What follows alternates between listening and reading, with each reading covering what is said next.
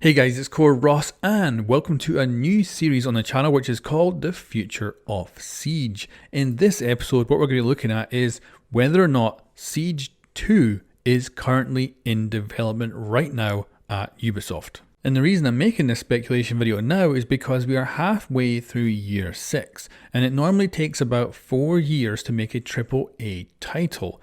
And if development was to begin now, that would mean that Siege 2 would potentially release on the holiday season of year 10 of Rainbow Six Siege. And that seems like a very plausible timeline for the business side of Ubisoft. And of course, we have to look at this from a business point of view because that is how it's going to be run. Now, you may also be telling me right now in the comments that no, it doesn't need to be 4 years. You can just bring what they've currently got with Siege, bring it over to an updated game engine and make a much, quicker game than they normally would have to make. However, that is not going to be the case. I'm going to give you a perfect example, and that is Rainbow Six Extraction, a simple spin-off game with all the foundation work already done. It has taken more than 2 years to develop. And if they're going to do it correctly with Siege 2, then they are going to build it from the foundation up as a whole brand new game.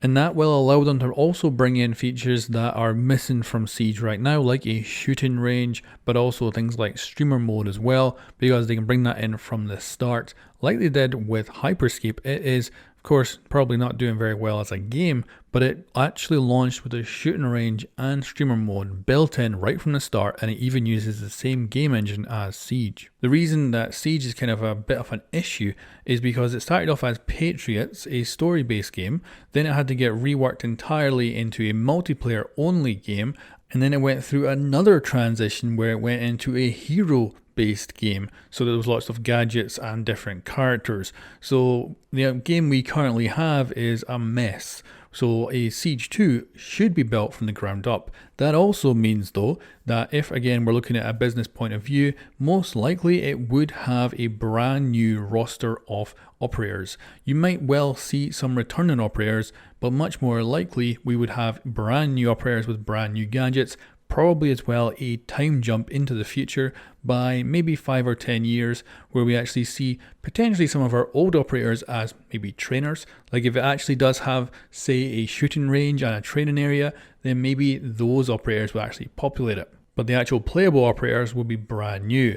And of course the narrative of the game would lean even more into what Siege has been doing, where the operators play in a sport. There would be no counter-terrorism, it would all be sports based. And of course that is because Ubisoft as a business is going to be trying to lean more into the esports area, where they have made a lot of money. So any business decision about Siege 2 is going to be heavily aimed towards that. However, that could give us an idea of what Siege 2 might look like in the future, and that is something very similar to the 6 invitational maps and their style, because most likely we would see things get sterilized down to a simpler, more efficient look, which would work for the pros and the visuals on Twitch. But let's take a step back and actually talk about the downsides of the business decisions that will be going on around about Siege 2, because of course that will be happening.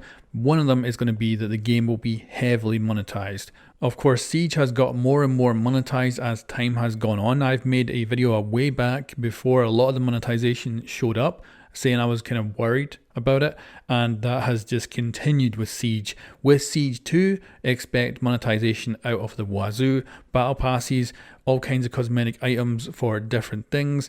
Everything will be customizable with cosmetics, so don't be surprised to see a heavily monetized Siege 2. But of course that's very obvious to most people, I expect. So let's talk about something that's not so obvious, and that is how the business side might impact the development of the game. So we've seen with Extraction that choices in what they're going to make have ended up with it getting delayed and pushed back. That could happen with Siege 2. We could see internal fights over what they want the game to end up being like, and it could go more towards the businessy or more towards the player.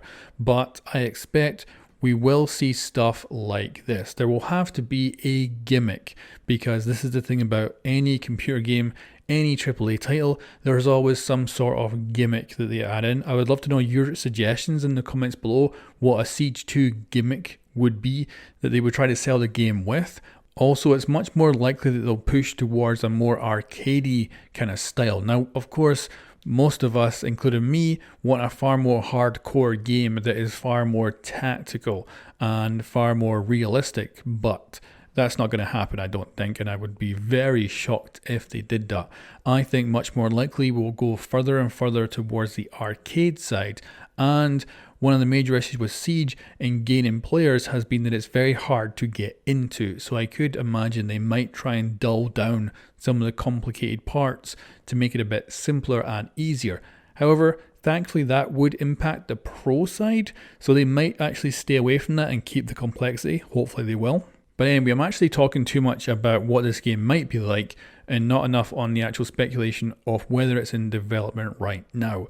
So I think the time frame is right. I think that's probably at Ubisoft. They are definitely in the early stages. That would be shocking to me if they weren't. And also, I expect development has begun because we have seen potentially some evidence of it. The reason for this evidence is that we've seen Ubisoft Barcelona picking up more and more of the actual, when it comes to it, the actual face of the game. We've seen them in podcasts, we've seen them in videos, we see them being put forward as the people that are doing balancing changes, that are coding for the game, that are making cosmetics, more and more now. Now, of course, Ubisoft is a big company. They are based originally in France, but they have satellite studios all around the world. And of course, Montreal is known for making Siege, but they also make stuff like Assassin's Creed as well.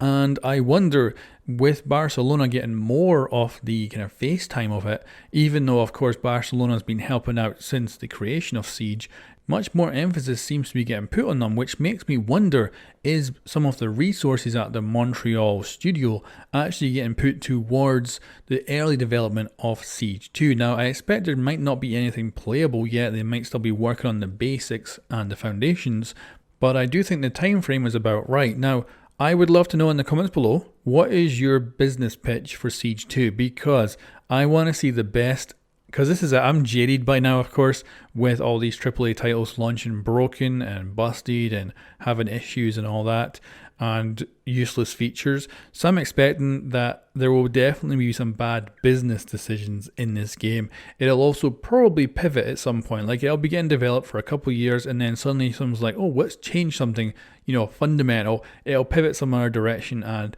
that'll cause later issues down the line for problems and delays and all that. So I'd love to know your pitch in the comments below, which has to be pessimistic. And let me know what you think Rainbow Six Siege 2 might look like from a business point of view. Anyway, guys, let me know what you think of this video in the comments below, and I'll catch you next time.